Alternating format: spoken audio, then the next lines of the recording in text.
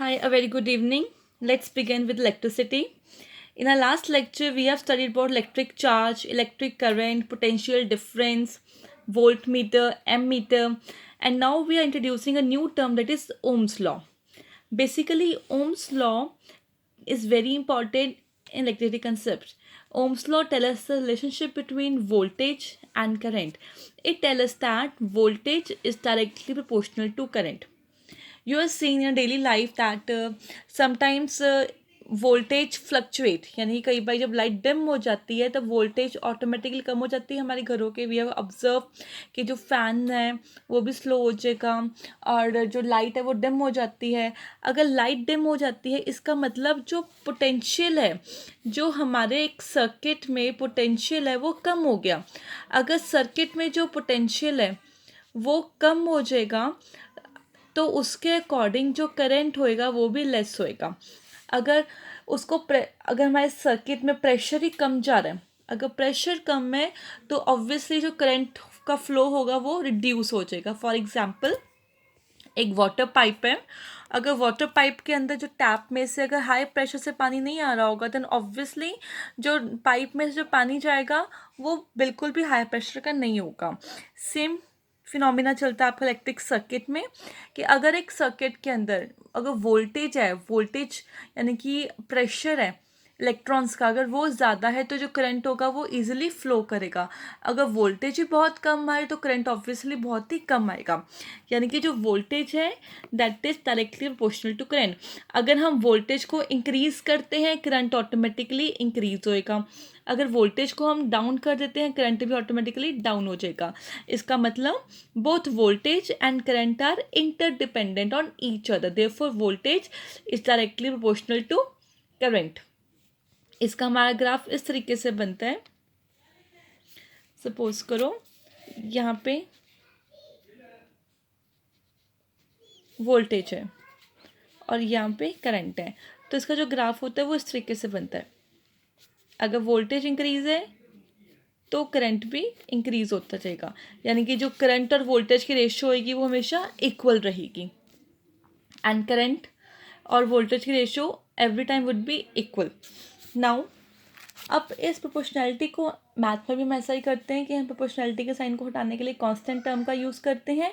Similarly in this also we need to remove the sign of proportionality, so we use the term resistance. Resistance जो है voltage और current को balance करके रखती है। अब किस तरीके से रेजिस्टेंस क्या करेगी, ये एक तरह का कांस्टेंट है।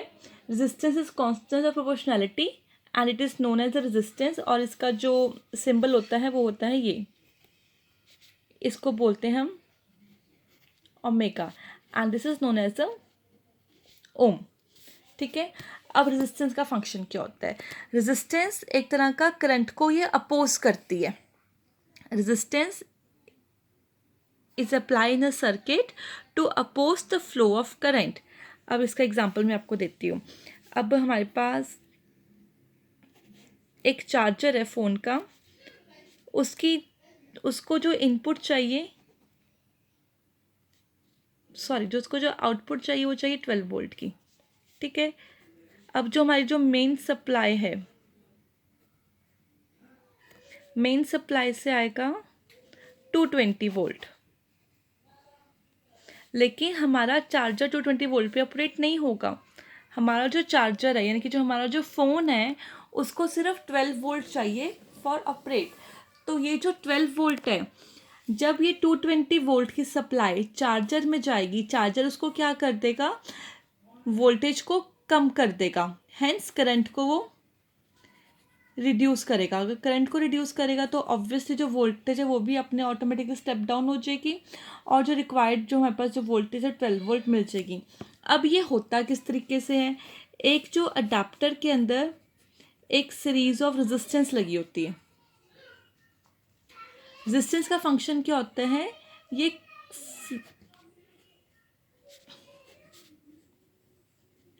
ये फ्लो ऑफ करंट को अपोज करती है। अपोज मतलब कि जितना भी करंट आ रहा होता है, जितना करंट रिक्वायर्ड होता है आउटपुट सप्लाई में, जितना करंट रिक्वायर्ड होएगा उतने ही करंट को अलाउ करेगी पास होने के लिए, और बाकी करंट को ये बैक फ्लो कर देती है। इसके रिजल्ट क्या होता है कि कई बार आप चेक करोगे, आपका जब फ़ोन काफ़ी टाइम से चार्जिंग पे लगा होता है तो फ़ोन का अडाप्टर गर्म हो जाता है। आप कभी टीवी के पीछे हाथ लगा के देखो, हॉट होता है, ठीक है। लैपटॉप का अडाप्टर है वो भी हॉट हो जाता है। रीज़न बीइंग कि उसको जो करंट है, करंट वो हीट की फॉर्म में बाहर आ रहा है, रिलीज हो रहा है।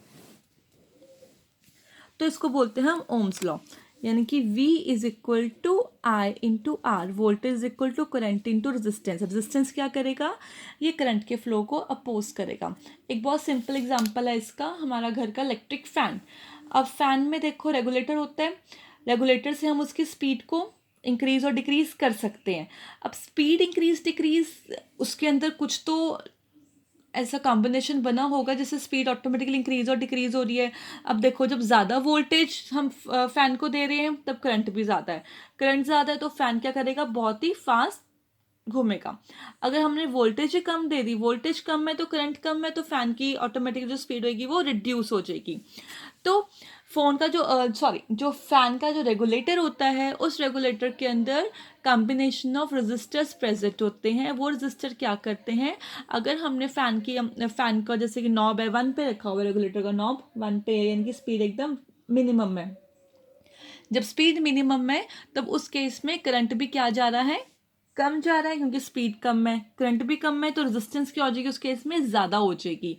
अब जैसे जैसे हम स्पीड को बढ़ाते जाएंगे, रेजिस्टेंस कम होती जाएगी और करंट ज़्यादा होता जाएगा।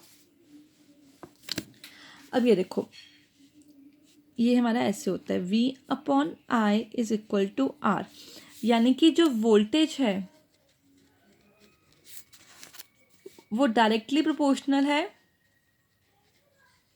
रेजिस्टेंस के, और जो करंट है वो इन्वर्सली प्रोपोर्शनल रेजिस्टेंस के, यानी कि अगर वोल्टेज हमारी ज़्यादा है रेजिस्टेंस भी ज़्यादा होएगी, करंट ज़्यादा है रेजिस्टेंस कम होएगी।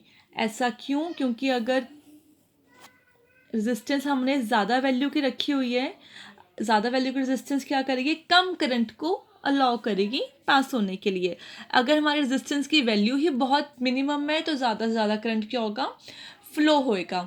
अब जो हमारी इलेक्ट्रिक वायर्स होती हैं, कॉपर वायर होती हैं, इसकी रेजिस्टेंस बहुत ही नेग्लिजिबल होती है। इसके अकॉर्डिंग क्या होएगा, अगर रेजिस्टेंस ही बहुत कम है तो करंट क्या होएगा, हाई अमाउंट में फ्लो करेगा। अब इंसुलेटर्स होते हैं, इंसुलेटर्स में क्या होता है, करंट पास नहीं करता इजीली। अगर उसमें से करंट पास नहीं करेगा इजीली, तो उसकी रेजिस्टेंस क्या होगी, ज़्यादा होगी। इसका मतलब जो गुड कंडक्टर्स हैं,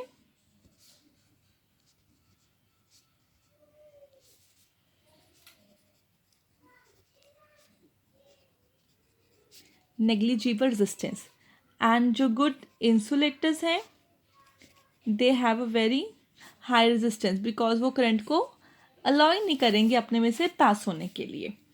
आई होप कि आपको रेजिस्टेंस का कंसेप्ट क्लियर हो गया होगा।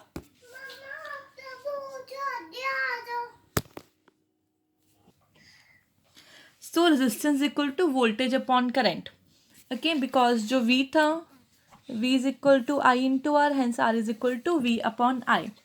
So resistance of a conductor is defined as the ratio of potential difference to current flowing through the conductor.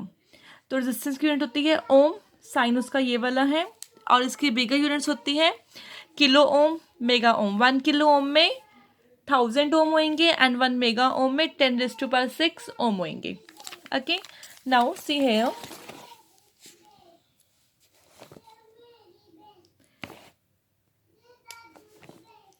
we can see that the current flowing through a conductor at a given temperature is directly proportional to potential difference and inversely to the resistance, यानी कि जो current है potential difference से directly proportional है। It means if we increase the current, therefore its voltage would be increase, and if we increase the current, resistance would decrease, and if we increase the resistance, then current would be decrease। ये vice versa होते हैं।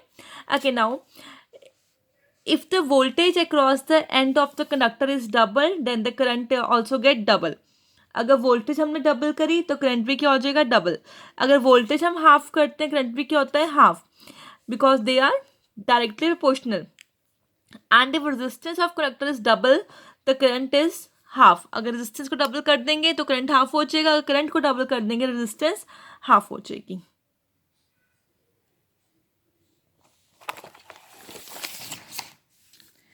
अब हमारे पास एक होता है rheostat. Basically first of all मैं आपको बता दूं कि रजिस्टर होता कैसे है.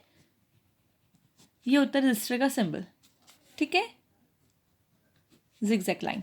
तो इसकी कुछ वैल्यू होती है 2 ओम, 3 ओम, 1.1 ओम एंड सो ऑन, यानी कि इसकी वैल्यूज़ होती हैं. उस वैल्यू के अकॉर्डिंग जो रेजिस्टेंस है एक हम सर्किट में सेट कर सकते हैं. ये वैल्यूज़ मैं आपको बाद में बताती हूँ हम कैसे करेंगे. First of all we need to check कि रियोस्टैट क्या होता है. रियोस्टैट होता है एक वेरिएबल रेजिस्टर, मतलब कि जो एक ऐसा डिवाइस जो एक सर्किट में करंट के फ्लो को ज़्यादा और कम कर सकता है. फॉर एग्जाम्पल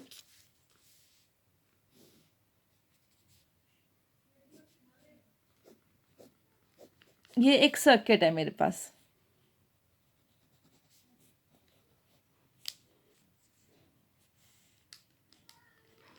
मैंने इस स्विच को ऑन किया और पॉजिटिव टू नेगेटिव जो है वो सप्लाई स्टार्ट होगी, ठीक है, और बल्ब क्या हो गया हमारा, ग्लो करना स्टार्ट कर दिया.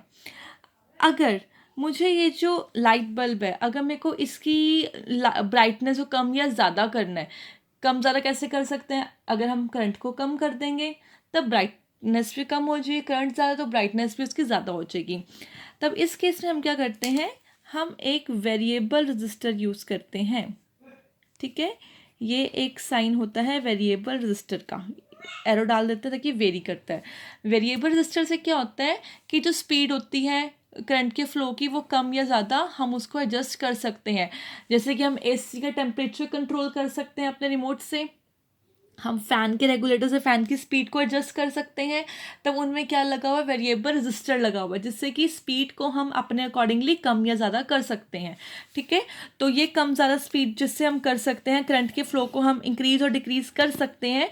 तो this is known as a variable resistor. आजकल तो ऐसे लाइट्स भी आती हैं जिसकी हम ब्राइटनेस को अपने अकॉर्डिंगली मैन्युअली चेंज कर सकते हैं with the help of variable resistor, ठीक है. जैसे कि फ़ैन का रेगुलेटर है, ऐसे रजिस्टर होता है ये, इससे हम स्पीड को, करंट की स्पीड को या फिर हम उसके वोल्टेज को कम या डाउन, ज़्यादा या अप कर सकते हैं. अब हम कुछ न्यूमेरिकल्स करते हैं इसके बेस पे. First numerical is a heater of resistance 50 ohm. Now we have given here resistance है 50 ohm. It's connected to 220 volt. Voltage कितनी है, 220 volt. Now we need to calculate current. According to Ohm's law, V is equal to IR. We need to find out the current. So current is equal to V upon R. V is 220.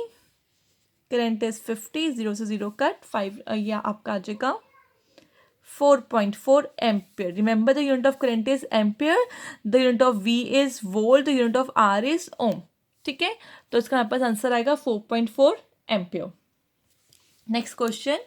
Calculate resistance of a conductor if the current flowing through it is 0.2 ampere.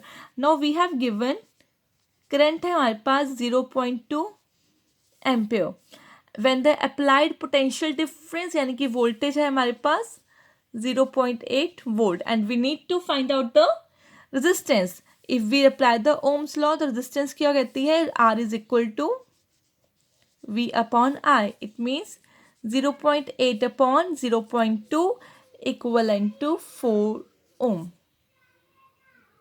बहुत ही simple numerical है, ये आपके 2 marker में और 1 marker में आ सकते हैं questions. Next है आपका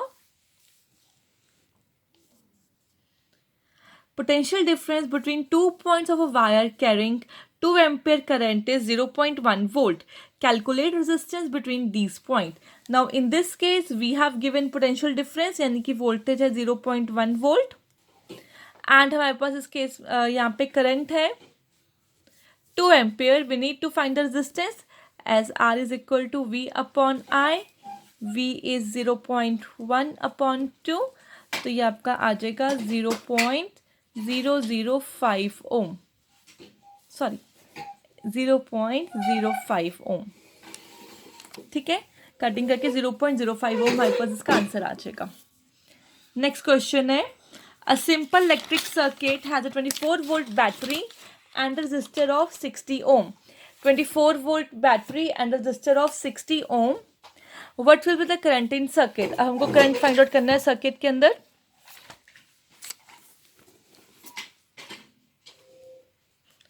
R है 60, V है 24. So current is equal to V is equal to IR. I is equal to V upon R. V is 24 and it's 60. 6 4s. तो करंट आपका आ जाएगा 0.4 ampere. Okay. I hope it's clear to you. Now moving to the next question.